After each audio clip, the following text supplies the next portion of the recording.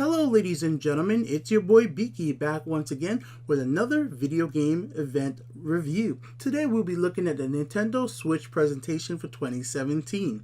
This event started off with a great music light show, then fading right into Nintendo's brand new CEO who looked very professional with a slight grin on his face showing he's pretty excited to be on stage. He was not going to waste your time, releasing the information gamers wanted to know most. Pricing, release date, and even local and multiplayer capabilities of the Nintendo Switch. Even announcing a brand new online service that's going to be available for the Nintendo Switch with a subscription plan, which is going to be free for the first few months of the Switch release, and then gamers are going to have to start paying for it later on. We didn't get the full detail of this new system yet, but we will have more information yet to come. After that, what I thought was one of the best moments of the conference, the brand new Joy-Con presentation. The Joy-Cons were something I never cared about before seeing this presentation, but the guy on stage doing the magic trick, showing the video, really enthusiastic about these controllers, really showed what Nintendo's all about. They love showcasing their controllers over the last few years, and he did a really good job showing why the Joy-Cons are special in their own specific way. And that moment when the winter scene came on, I was like, God damn, that was a little cool little effect editing, and it just really made me feel like, you know what, these controllers might not really be bad. Of course, there's going to be a lot of questions about how really good is the battery life in these controllers, because there's a lot of capabilities. In fact, for anybody who liked motion controls, these controllers actually feature motion controls, and they did show this off very well by featuring games like ARM, which is a boxing game coming from Nintendo. That game really shows to anybody who loves the motion controls from the Wii days that Nintendo is not going to abandon you and still going to feature that in this new console. But then we have to talk about what had to be the most WTF moment of the show. 1-2 Switch. I was blown away by that really cool two cowboys about to be faced off with each other. And then out of nowhere, it just went into some weird, otherworldly, poppy, crazy song with these guys doing fingers at each other, not looking at the screen. I'm like, what kind of game is this? Like a video game that you don't look at the screen, but you focus on each other? I think this is one of those things that's going to be hard to sell. I hope they price it correctly, or maybe it's free. I don't know, because I'm like,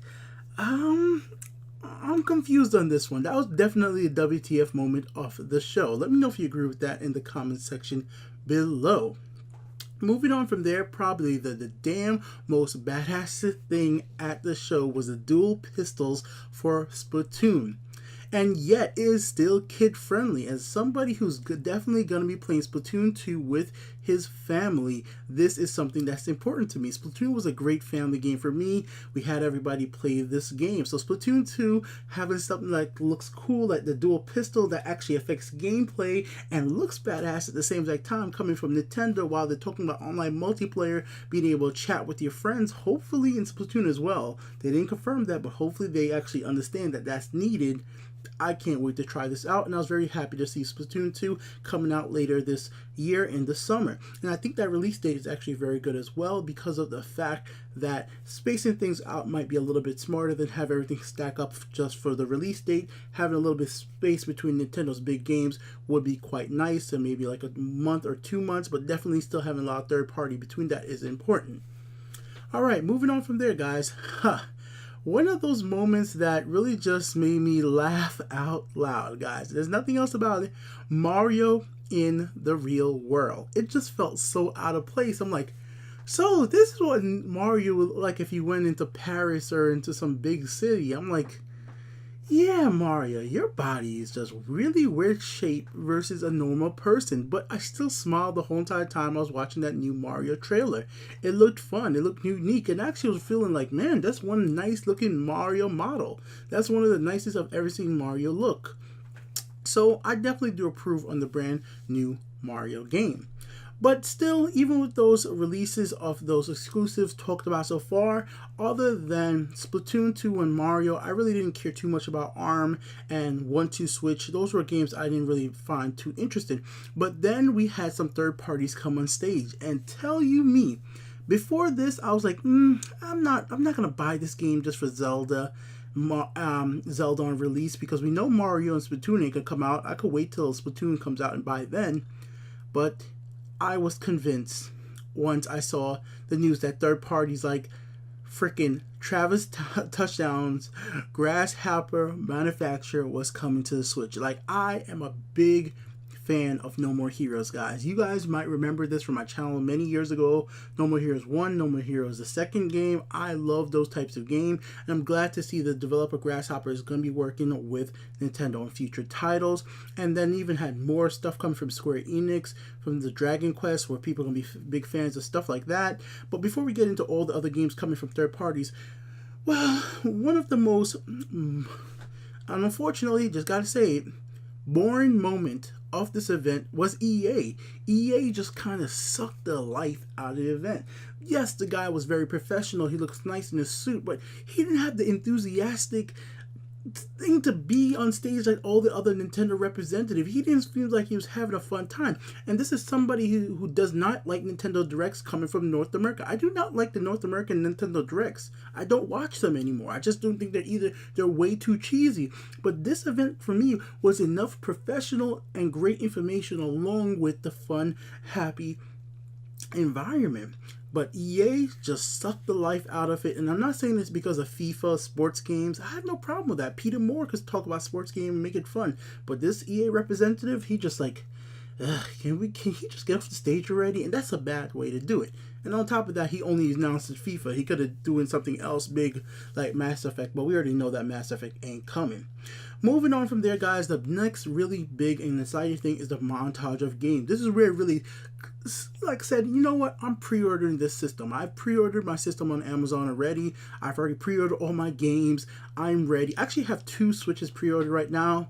I didn't mean for that to happen, but one place didn't have it and one place was messed up. But what I'm going to actually do is see if a friend doesn't get their pre-order and just give it to my friend. If not, I'll just cancel one of them. Just let it be. But let you guys know, like I've told you all along, I know this is a review. If you can, there's easy ways to get gift cards for Amazon to buy stuff. Watch my old videos, figure out how to see how to get gift cards for Amazon really easily. It'll help you out getting free systems. I've done it in the past. Alright, moving on from there, guys. So the montage shows stuff like Street Fighter, Rayman, Sonic, which I did pre-order, Sonic Mania, Collector's Edition, which is really badass for the Switch. I'll show you guys on the screen. Just Dance, Lego, Dragon Ball Z, Farming Simulator, which I think people are going to underestimate the power of Farming Simulator on the go. I think this is going to be a big ass hit. A lot of my friends who are not hardcore gamers like those farming type of games on their mobile, and Farming Simulator on PC has been a big thing. And then even Farming Simulator on the PlayStation 4 when it came out even became a bigger thing as well. People didn't expect it. The developer didn't expect it. So, and I've actually started watching people play Farming Simulator. Not something I want to watch or play myself, but I don't know why I'm watching people like freaking pick up grain and driving it around the farm. It's something about that game that's really interesting. So I can see if Farming Simulator on the Nintendo Switch looks nice enough and it's easy enough to playable, could last for a few hours in a flight, this is going to be a game that sells a lot in the United States and in Europe. I really do think this is going to be a hidden gem of the Nintendo Switch. Moving on from there, in the montage, we always saw Dragon Quest. We saw a lot of JRPGs, some dungeon crawlers, which definitely did interest me. The return of Mii's. So we saw some hints of Mii's, and I was like, Nintendo didn't mention Mii's at all, but there is something in this little montage that showed Mii's. Bomberman, something like I said, it's going to be fun for me and my family and friends to play together, especially like how it's going to be easily enough to share the Joy-Con. Tetris, obviously. Tetris is a game that's on basically every single platform. Minecraft, come on, we all knew Minecraft was going to come to this. Minecraft is on anything that can play Minecraft. Microsoft wants the money for Minecraft. Just got to say there. A game that kind of looks like F-Zero, but in all good sense, it's not F-Zero. I'm not saying the games will be bad, but that just really kind of pissed me off in a way, because I'm like, God damn it, Nintendo, where the hell's real F-Zero? Some NBA games, because sports games. We have in Steep from Ubisoft, so I'm glad to see that game coming to the Switch, which is a game that I have been interested in playing, but I will be more interested in playing it on the go. So that's actually a game from Ubisoft that I actually might pick up on the Switch specifically, because it's just one of those games I think I'll be like, yeah, I'll play a few minutes of Steep here and there on the go and just let it be, but I don't think I'm going to be playing it hardcore at home on my consoles. Not for me in the console environment. Now, Then, of course, the last really big thing was the Zelda trailer. Before this, I wasn't convinced on the Zeldas. Truthfully, with all the gameplay I've seen, the environments, like I was really afraid that it wasn't be vast and different. But this brand new Zelda trailer shows me the environmental differences and the cinematic presentation of this game.